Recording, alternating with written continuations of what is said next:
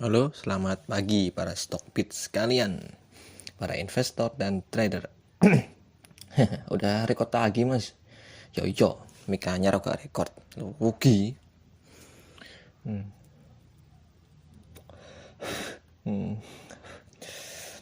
Hari ini kita akan bahas apa ya? Lanjutan yang tadi lah. Lanjutan untuk para pemula gitu loh, cara milih saham dan toleransi resiko untuk mereka. Kira-kira sih saran untuk mereka yang udah lanjut nyemplung ke saham-saham yang berisiko, saham-saham yang apa namanya ya, saham-saham gorengan atau yang lain-lain. Tapi sebelum itu saya pengen baca komentar dulu tentang video saya yang saya upload tadi pagi ya. Oke, ini. Oke. Dari Dela. Ini the best ini sih, penonton setia ini. Makasih Dela ya. Oh, kualitas audionya api. Oh, yo mikanya nyaro. Terus makasih loh mas, masukannya saya termasuk pemula di Stockbit. Saya baru tahu kenapa orang pamer komentar screenshot aplikasi ajaib dan lain-lain. Padahal notabene kan beda platform di sini kan, Stockbit. Oh, walah rupanya mereka ini milih dan pamer. Sekuritasnya ya mas bener gak? Ya mas tolong koreksi. Lalu makasih juga untuk pengetahuan singkat tentang model saham dari saham kapal induk, saham blue chip dan saham growth. Saya bingung mau investasi apa di Stockbit ini karena awalnya pengen beli gudang garam, Unilever, Indofood tapi duitnya nggak cukup. Ya saya ngerintis gitu, jadi beli dan terjun ke saham IPO atau yang mas bilang saham gorengan. Karena naiknya luar biasa ya, makanya terjun ke IPO dulu buat ngumpulin dana tambahan. Kalau udah kekumpul pasti tobat. Nah, nggak gitu. Nggak gitu sistemnya.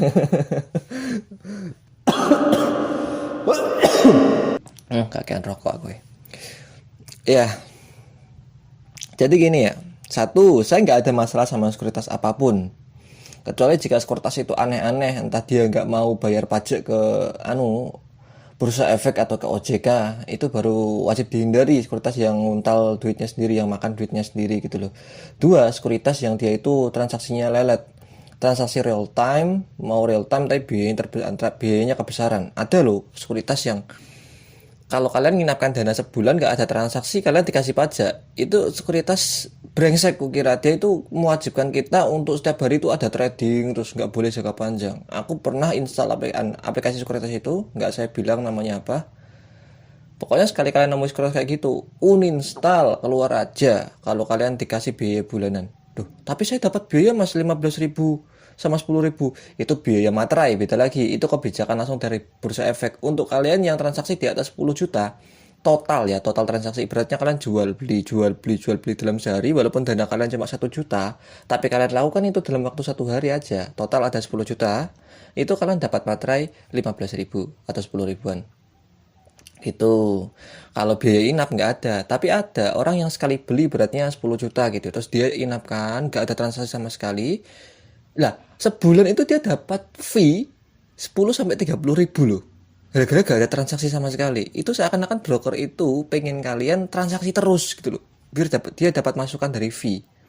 Soalnya broker atau sekuritas itu makan dari fee kalian. Nah, fee kan ada banyak. Ada jenisnya levy, ada tax fee, ada buying fee, ada selling fee.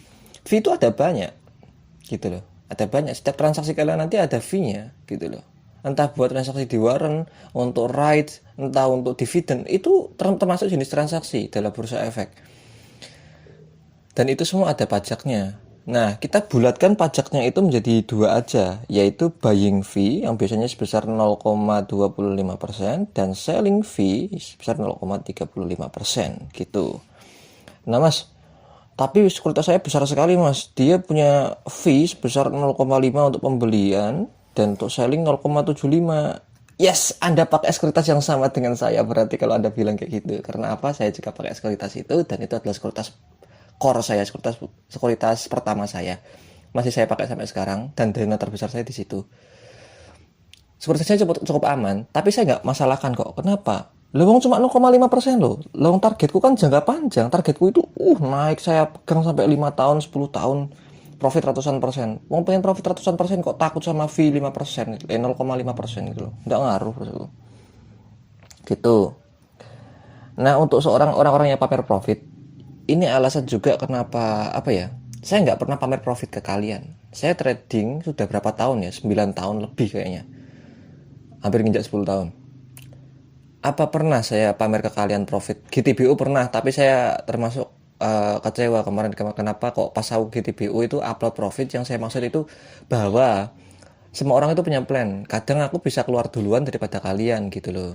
Jadi jangan ikuti signal saya full. Anda harus punya plan sendiri, harus keluar di mana gitu. Takutnya aku udah keluar duluan, kalian belum keluar, malah harga berbalik jadi loss gitu. Jadi jangan terlalu ikuti saya. Nah, tapi orang-orang itu malah fokusnya pada profit saya, malah wah enak sih mas kok bisa profit 30% lebih, bisa profit 40% lebih. Saya akhirnya what, kenapa malah fokusnya ke profit saya, bukan itu yang ingin saya tunjukkan gitu loh. Anda saya pengen mas pamer profit biar kalian ngikuti saya, atau biar saya lancar buka membership. Saya bukakan sekuritas yang lama saya itu ada mungkin 200 lebih sekurian transaksi yang profitnya 200%, 300, bahkan 1000, 3000%. Ada. Tapi ya buat apa? Tolong, saya gak pengen buka membership. Gak pengen ngiming-ngiming kalian. Kalian follow saya silakan, gak follow ya silakan, terserah kalian. Kalian nonton video saya mampir aja ya silakan. Gitu loh. Yang penting niat saya itu ingin bantu kalian, ingin membuat nama IHSG itu baik lagi, gak buat ajang judi, ajang slot di sini gitu loh. Karena apa? Aku sudah cukup jengkel mendengar orang yang keluhan-keluhan mereka seputar mas saya hancur di pasar saham, mas saham itu judi. Saya gak pengen lagi besok ya, tahun depan masih ada orang tua yang kolot pada anaknya pas dia bilang, Pak saya mau investasi saham Pak, gitu loh. Ngapain itu lo main nanya orang-orang gede, main nanya orang berduit. Kamu orang anak kecil tahu apa, itu ajang berjudi. Buat tempat main buang-buang duit itu. Saya gak mau lagi dengar suara kayak gitu. Gitu loh. Dulu saya pertama kali mau investasi, keluarga saya yang paling menentang duluan gitu loh. Tahu nggak? Karena mereka bilang ini tempat ajang berjudi, tempat mainan orang-orang yang punya duit. Kamu anak kecil tahu apa? Besok saya nggak mau lagi dengar ada orang tua kayak gitu. Yang saya mau tahu malah orang tua itu bakal bilang kayak gini. Nah, kamu kalau besok kalau udah besar, udah punya KTP, sisihkan uangmu ya nak ya. Mulai sekarang sisihkan uangmu. 2000 nanti kalau kamu udah punya KTP udah 18 tahun, uang yang kamu sisihkan tadi kamu masukkan ke saham nak, kamu beli perusahaan berkualitas nak. Biar apa? Biar perusahaan kita yang berkualitas gak dibeli asing nak, biar kita gak dijajah 2 kali nak, gitu loh. Sayang loh nak, IHSG itu udah tumbuh 600% bahkan 800% sejak dia terbit di tahun 199 berapa itu dari jerih payah kita nak, dari jerih payah orang-orang Indonesia yang kerja banting tulang, yang bertani di sawah, yang kerja jadi notaris, jadi teller di perbankan, yang kerja bertaruh nyawa di pertambangan, yang kerja rela ninggalin anak istri mereka, nginap di tengah hutan buat ngerawat sawit.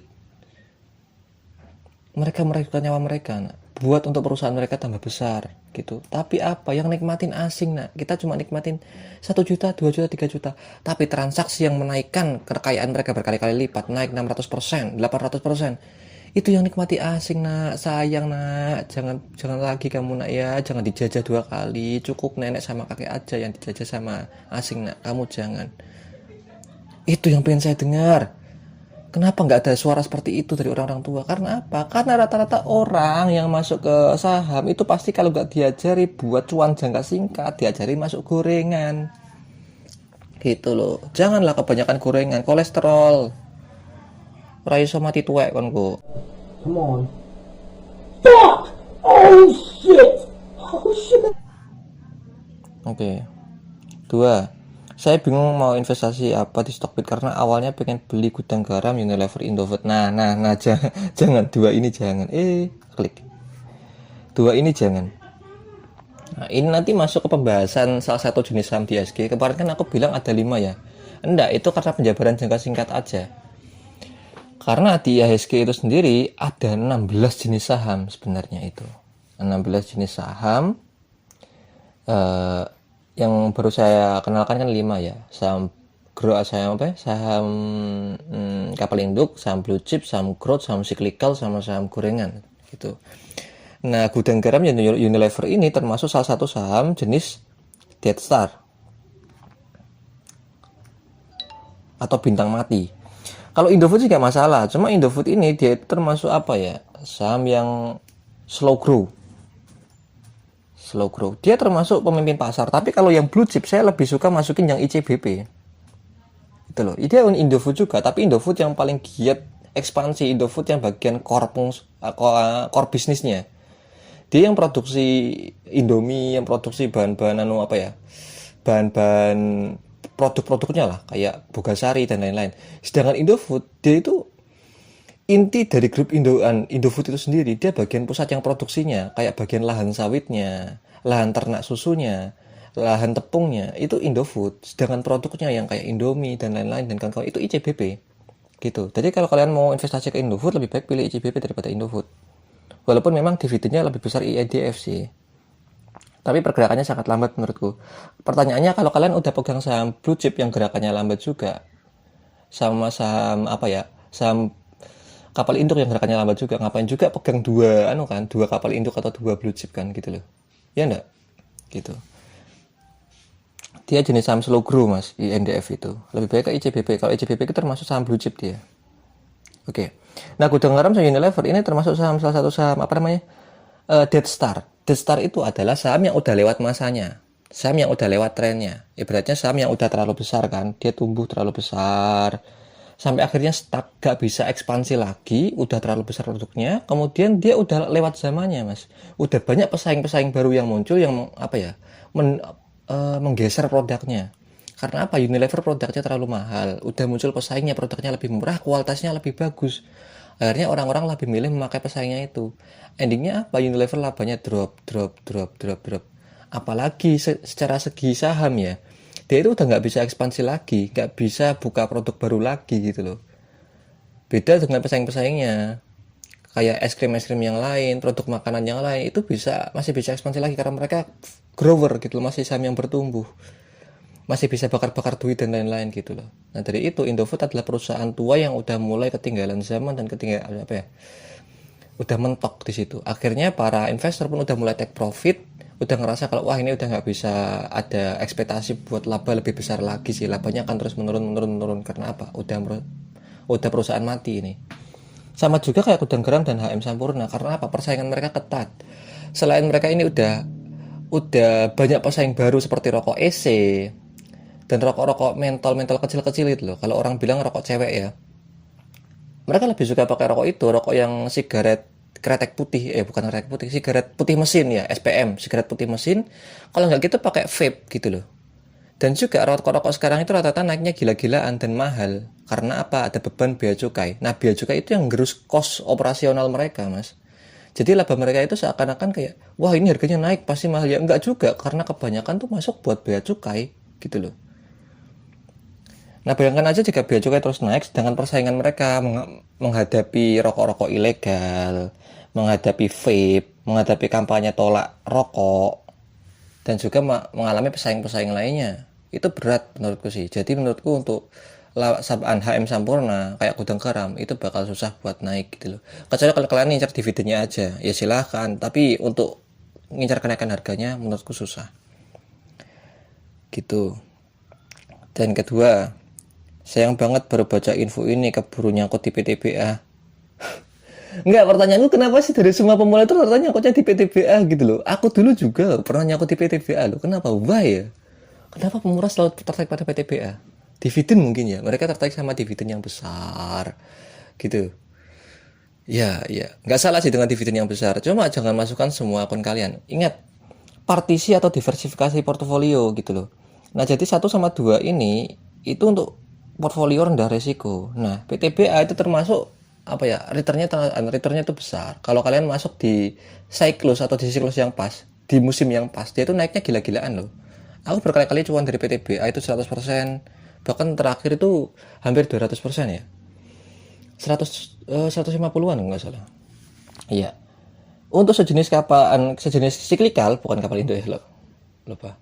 Siklikal, kalian harus masuknya itu di pucuk paling bawah, di bawah sendiri yang paling murah. Karena apa? Karena dia itu akan, ketika nggak masuk ke siklusnya, dia akan ada kemungkinan buat turun terus. Nah, kalau kalian masuk di pucuk atau di tengah, siap-siap dana Anda tergerus habis. Tapi kan dividennya besar, Mas. Iya, dividen besar. Tapi kan lebih maksimal kalau kalian masuk di paling bawah, kalian dapat dividen. Kalian nyaman, tenang, bisa nunggu dividen aja di sana. Dan itu pun kalian masukkan di diversifikasi portfolio bagian paling bawah gitu loh. Untuk alokasi portfolio sapi perah, yaitu emiten yang kalian manfaatin dividennya aja, nggak kalian take profit selamanya gitu, selama perusahaannya masih dibagi dividen dan dividennya masih besar gitu. Tapi ya ingat, kalian belinya di pucuk paling bawah gitu, di harga terendah. Jadi kalau harganya goncang kemana-mana, minus kalian nggak banyak gitu. Oke, semoga membantu ya. Komentar yang lain.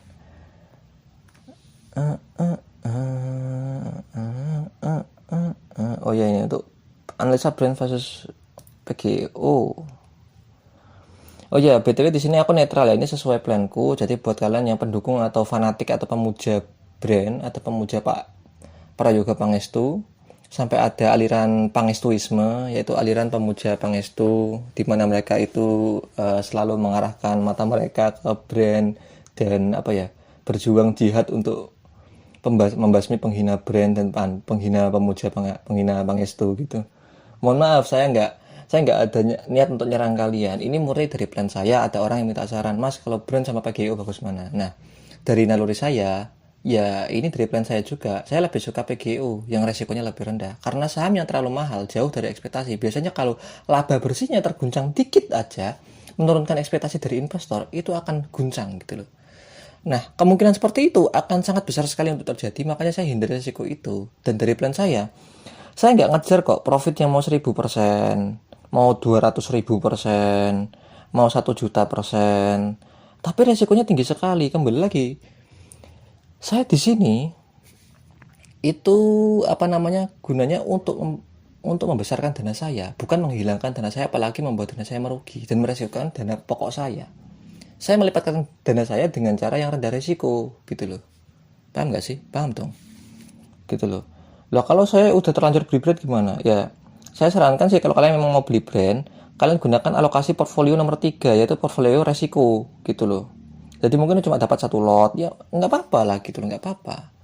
Nanti kalian dapat 100%, 200% kan lumayan. Nanti ketika udah pucuk kalian jual untuk kalian belikan lagi saham ini, saham kapal induk sama saham blue chip. Nah, aset kalian naik kan, kepemilikan di perusahaan blue chip sama kepemilikan perusahaan di kapal induk juga naik, aset kalian bertambah. Ibaratnya gini, kalian 1 sama 2 itu 1 tanah kalian, 2 itu kos-kosan kalian. Yang ketiga, kalian buatkan untuk modal dagang. Nah, ketika dagang ini laku, udah tutup buku, wah profitnya banyak ya. Nah, hasil dari dagang ini kalian belikan tanah lagi, kalian beli kos-kosan lagi. Nah, dividen kalian makin banyak dari sewa kos-kosan. Nah, uang kalian, aset kalian makin bertambah dari naiknya harga tanah. Ibaratnya gitu analoginya. Jadi ini nggak untuk dijual, ini untuk kalian hold selama-lamanya, mungkin untuk dinikmati anak cucu kalian. Kalau kalian memang mau menikmati ini ya, ini mungkin nanti kalian nikmati dividennya, atau kalian jual aja dikit-dikit kalau ada keperluan gitu. Jadi kalau ada tambahan dana yang kalian fokuskan itu ya di sini gitu. Nah ya kan, ada yang salah paham kan. Bisa loh menaikkan harga saham tapi tidak perlu 100% ada pembeli baru. Iya, saya kan nggak bilang kalau harus ada pembeli baru. Yang saya bilang itu harus ada dana besar baru, dana baru yang masuk ke market. Karena dana yang udah masuk sekarang itu udah masuk market cap sekarang gitu loh. Nah, untuk menaikkan market cap dari 600 ke 1000 itu kan perlu dana baru kan, 1000 triliun maksudnya. Ada dana baru yang masuk. Bisa jadi dana dari pemilik lama yang pengen tambah modal, suntik modal, injek modal ke sana bisa. Itu. Jadi bukan pemilik atau pengusaha baru, enggak, dana baru yang saya masuk. Ambisi jadi nomor 1, iya bisa jadi. Tapi yang lebih berbahaya adalah ambisi untuk mendapatkan kekayaan secepat-cepatnya dengan mengorbankan para retail. Itu yang paling berbahaya. Ya ini yang terjadi di Bayan, di DCII, Brand, Cuan, BRPT, BTRO, Seger. Why not? The market is not always effective, is it? Market is always effective ketika anomali tidak terjadi. Nah, untuk kalian para pemula dengarkan, saya sudah berkali-kali ngerasain anomali paling gila. Bahkan fat finger saya pernah ngerasain di pasar komoditas. Gitu loh. Nah, kalau dibilang anomali-anomali paling dahsyat itu menurut Mas apa ya anomali paling dahsyat? Anomali paling dahsyat ya, mungkin kalau paling dahsyat yang pernah dialami sama bubble.com atau krisis krisis properti subprime mortgage 2008 atau apa namanya ya? Yang satunya lagi apa namanya? Krisis moneter Asia 1998. Itu yang paling dahsyat sih. Cuma waktu itu aku belum trading, aku belum investasi. Itu zaman-zaman teman-teman saya. Kalau saya menurut saya sih COVID itu nggak terlalu apa ya, nggak terlalu kurang anomali sih menurutku sih. Udah apa ya? Udah bisa diprediksi karena apa? Seluruh dunia kena termasuk Indonesia. Beda kayak subprime mortgage sama krisis moneter Asia yang kena bukan kita, sumber utamanya bukan kita. Jadi kita nggak tahu tiba-tiba dang kena di market gitu aja. Tiba-tiba foreign asing menarik semua dananya, investor takut, para pebisnis besar takut mereka menarik dana mereka, sehingga mengurangi kapitalisasi market bahkan di seluruh IHSG kena semua imbasnya. Nah itu yang paling paling ditakutkan dan paling anomali. Bahkan market sempat stay di bawah karena apa? Market masih dalam fase ketakutan gitu loh, nggak mau masuk ke market dulu gitu. Kalau COVID dulu kan enak kan, habis turun ke bawah bisa langsung mantul ke atas lagi hanya dalam waktu hitungan berapa bulan gitu kan. Menurut saya itu bukan anomali gitu loh. Jadi buat kalian yang pegang saham kapal induk ya, saya kasih tahu. Selama perusahaannya masih ada, masih menunjang perekonomian Indonesia, selama dia turun, belikan aja, malah bagus. Kalian dapat harga lebih murah. Dia akan terus naik beriringan dengan kenaikan perekonomian Indonesia karena mereka adalah tulang punggung dari ekonomi Indonesia gitu loh. Selama ekonomi Indonesia terus naik, mereka akan terus naik juga gitu loh. Makanya coba perhatikan, bandingkan ya bentuk chart IHSG sama bentuk chart rata-rata para kapal induk itu mirip sekali bentuknya. Ya karena mereka adalah gambaran dari ekonomi Indonesia itu sendiri gitu loh.